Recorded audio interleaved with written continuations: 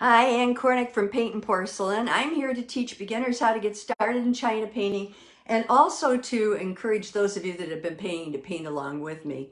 And today we're going to be working on carving. Now, carving sounds a little odd, and it's something that I do on the sides of ornaments. So let me show you what kind of ornaments I'm talking about. I have ornaments like this. Some people call them drum ornaments. And I use the drum ornaments to paint on. And I paint on this side and this side. And then I usually just paint this a solid color. Well, there's a way of doing it so that it actually becomes a feature. I'm using the kind that's glazed on both sides. What I will end up with is not this beautiful piece, but something similar to this. So this is what I learned this in Berkeley several years ago. Ann Sanderson taught a group, and this is the ornament that I got from her at the teachers exchange that year. Isn't that gorgeous? And the little boy's under a Christmas tree. So what she did is that she also did the sides with all the things that you would see on a typical Christmas tree. Now, my ornament is going to be based on a snowman, I think. And so I'm going to do things on the side of it that you would see outside with a snowman. So that's going to be the difference. Some people said, well, I don't have that kind of ornament. How do I do this? I think you could do it on the side of boxes as well. Now, this is done with, and I have to look for overlay. This is done with overlay, but I bet we could use a white mat for the same purpose. Has mother of pearl over the top of it. So that's another use that you could have potentially for this carving. So, okay, we're going to talk about this. You're going to use your egg lathe too, which I think a lot of people are excited about because you bought this egg lathe and you never use it. So, I have a palette. I'll show it to you. And I split it in half this time of year. This side this side is metallics. These are all my metallics. This side are all mattes. The color I'm using is the darkest blue that you see there. I could use the red, I could use the green. It's just whatever you have. You could use lighter colors, but you'll see as we do it, and you can decide whether or not that would work for you. But I do this, and that way I have them both at my disposal. So yes, this is for a glazed ornament today. Okay, this is my egg lathe. I don't know how many of you have an egg lathe.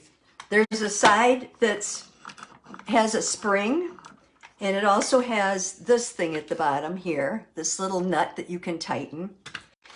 And the object is to pull the side that doesn't have the spring all the way back, and then pull this back and put your piece in here. Okay, so here's my piece. I'm going to pull this back, put my piece in there, push it forward and tighten it as much as I can, okay? Then when you turn it, now this one I may have to move up just a little so it doesn't hit because it's an oval. When you turn it, it should be fine. So I've already done this side. I'm going to show you how I paint this side and what I do to prep it. I just use, now, the instructions I originally had on this that Ann used to make this beautiful piece, I don't think I would ever have done it because they sounded complicated. Let me read them to you. Wrap a sponge in athletic foam underwrap. Okay, I didn't even know what foam underwrap was, but apparently this is it, and they had them made for us. And I used this to do my project there, but I thought I'm not going out and buying foam underwrap, whatever that is, to finish this piece. The other thing you're supposed to use is a water-based matte paint. Well, I don't have any water-based matte paint. So I really didn't know how to do it. And so I thought, well, I'm just not going to bother. There's no point to it. What I did was, just like I did when we came to doing the Petit point. I'm using drying oil to make it dry fast. This is my drying oil. It's AGS 21 and it's drying pen oil. And you get a good amount. I've had this jar probably 10 years. That's all I've used. But now I think I'll use it up quicker because what I'm doing is I pour it a little into a small dish. And I'm using my number 10 brush because it's the smoothest brush I have. And I'm going into my paint, which is I'm fully loading and squiggling around in there like this. My blue paint. And I'm just going to start at the top and work my way down. Now at first you'll think, oh, that's not covering very well. And it's probably not. So you do have to play with it a little bit and you just paint. Hang on, I gotta get a little more paint on here for some reason. It's just not helping it. There we go. Yeah, it takes a little while to get started on the slippery surface because it is pen oil after all. So I'm putting it on. I'm not being real straight about putting it on this time. I've already put it on the other side. So I'm just going to go up to where that meets. Okay. And then I'm going to start and try to smooth it. And with this, as you can see, I can turn this. Sometimes it makes it a little easier to smooth it. I want it a little darker than this.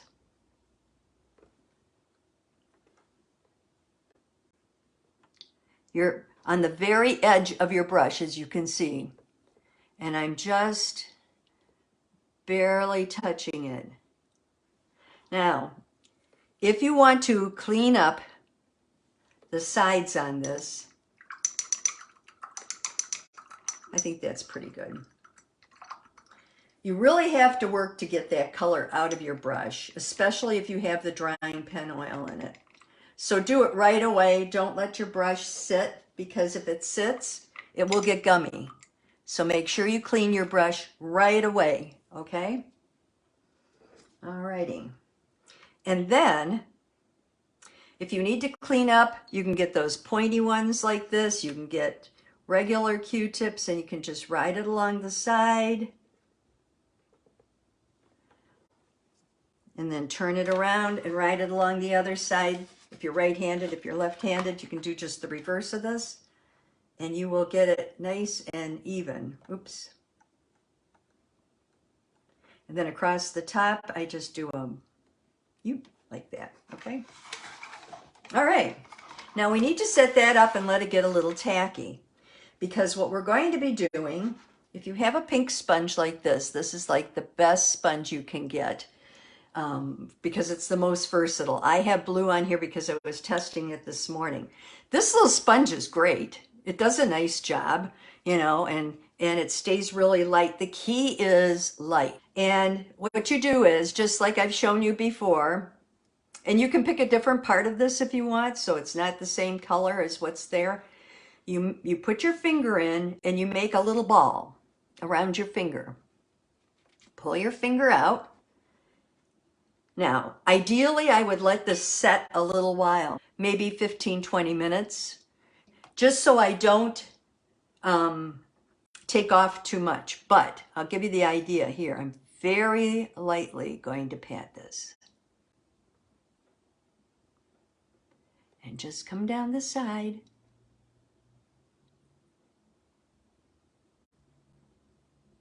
So you don't need the fancy little guy. You can get them if you want. If you know what athletic underlay is, I don't. Oops, this is starting to come apart. If it does, just redo your thing and tip it. I'm going to go all the way down here and start. Now I have a line, but that's only because I stopped. If I hadn't stopped, I wouldn't have had the line. Now, how does this compare to what this would have done? I'll show you. Here's this one on this side. Can you tell the difference? All you want is a texture. So that's the first part of it, is you get that texture down the side. And I have these that I use, that I put the ornaments on to dry, and just leave them to sit. Now this side is drying, so I'm going to flip to the other side, which is dry. Now I'm going to take, I don't know if you have a cuticle, one of those cuticle things, you know, or you have something pointy that's wood is what you need. Something pointy that's wood. They say use cuticle sticks. And that's fine. It works for me too. And you're going to just put your arm on here. And I'm going to start, and on the one that I did 3 things. I did snowmen, Christmas trees, and I did ornaments. So I'm hoping that I'm going to do the same thing here. So I started out with a snowflake in the middle. I'm sorry, snowflake, not ornaments. And you go up and down until you get it the way you want it. And then you're going to go the other way. Oh, and you may have to turn this and go this way here. Okay. And then you're going to go this way, or however you want to make your ornament. I don't care. And this way. These ornaments are going to be filled in with a touch of either, you could put enamel on them, you could put mother of pearl on them, whatever you want to do. Okay, so that's my first ornament. There it is, my first ornament. I mean, my first snowflake. And the same thing applies to the little snowman now. I'm going to do a tree here, and I just do 1, 2, 3. That's like a half a tree. Can you see that half a tree there coming out? And I think I'm going to do another one maybe right here, because I've got this blotch there. 1, 2, 3. And then I'll do this side the same way. 1, 2, 3. Kids could do this with you. Okay? It's really simple. I mean, there's nothing hard to it. Let me get over here. Now I'm going to do a snowman. I'm just going to do a 2. Got to hold this end over here. I'm going to do a 2-level snowman.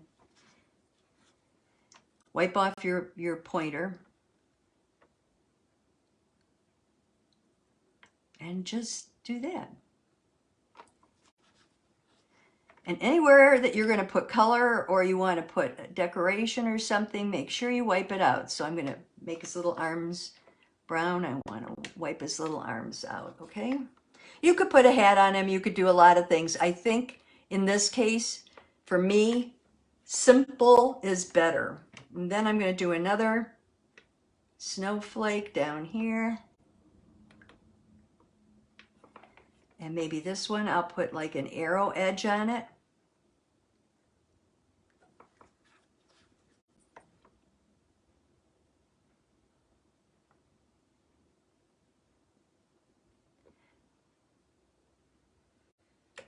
Okay. Whoops. So now you're done with this. You're going to fire it once you get all the people on there that you want on there. And what I do is, that's why I like these sticks. I just put it in the end, grab the sides, and pull up. It comes right off, and it can go right into the kiln for me. Okay, this guy's been fired. He has a nice matte texture to him. And what I would suggest is that you not sand these, because that feeling is really cool. And I think it adds a lot to just the whole episode. Now, you've got to remember which direction you're going. This is the top. Always pay attention to the top when you're carving. Okay, I'm going to put this guy in here, and now I'm going to start decorating. Oops. These little guys can fall out, so let's just put that back. I'm going to put this guy in here. And we're going to start decorating. Now you can decorate with regular paint or you can decorate with matte paint. Let me use my regular paints. I think they'd look a little nicer. I'm going to use my micro brush, and you can use regular oil now. You don't have to use anything special. And I'm just going to take and find my black, and on my little snowman I'm going to put an eye and an eye and a couple little things down the front.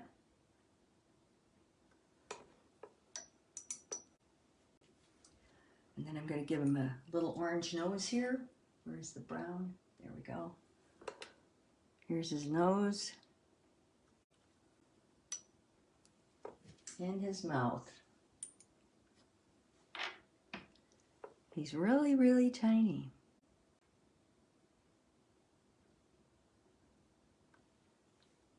You may want to do it with,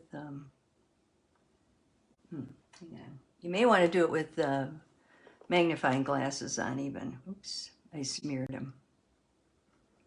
Come on, I can't get the black to come on my brush. I had that problem last night. I don't know why. Okay, and then I'm going to do his little arms with brown.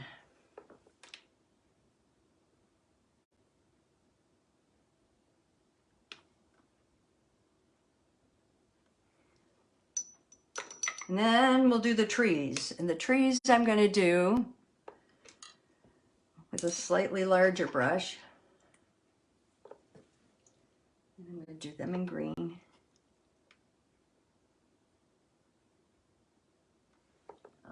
Come on, come on. Here, let me get a darker color here.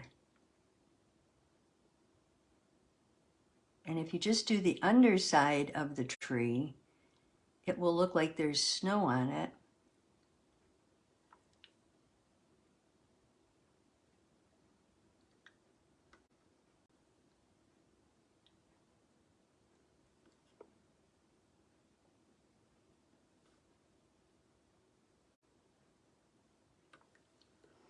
And if you need to, you can always take your eraser and wipe out some of that snow if it's not coming out the way you want it to.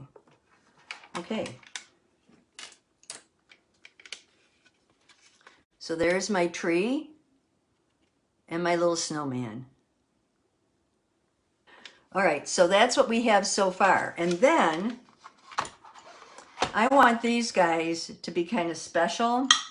So I do have my mother of pearl. I'm gonna open it up. I have a mother of pearl brush here. You don't have to use mother of pearl brushes from what I understand. You can clean them well enough if you use Awesome. It will clean them well enough. But in the meantime, I'm just touching the mother of pearl here. It'll be red, but it'll fire like a clear mother of pearl.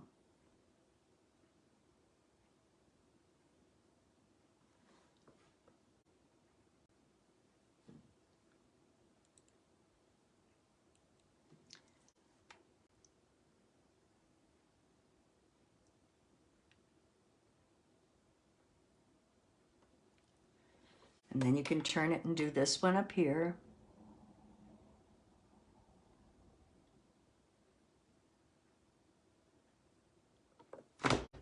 Oops, sorry about that. And then you can turn it and do this one down here.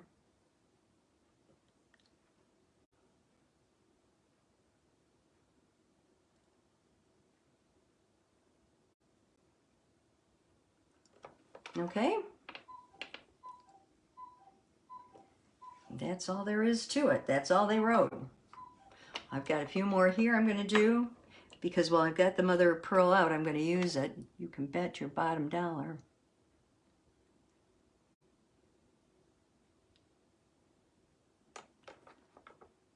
Do it here.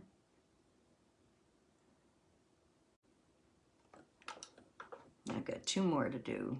I just want to finish these up while I'm here. If I'm going to clean the brush, I'm going to clean it because I'm done with it, not because I still need to do stuff with it. There.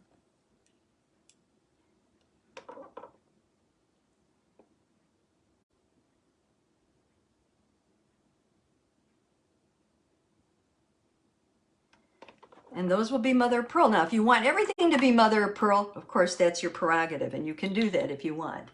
That's not a problem. So then you fire it again, and this is where that stick comes in handy. I'm not going to put it on the stick right now, but again, you would put the stick in here and then just pick it up. Then I would do the firing on the sides, whatever I'm going to be doing. So you paint it, you pat it, use matte paint. Then you carve after it dries. And I would let it dry a while. I mean, I would let it dry like a half an hour to an hour. That's what I did with the one I just showed you, the last one. And I really thought it turned out pretty. And then fire it. And then on the second coat, you're going to just decorate it and then fire it. And on the third coat, you're going to be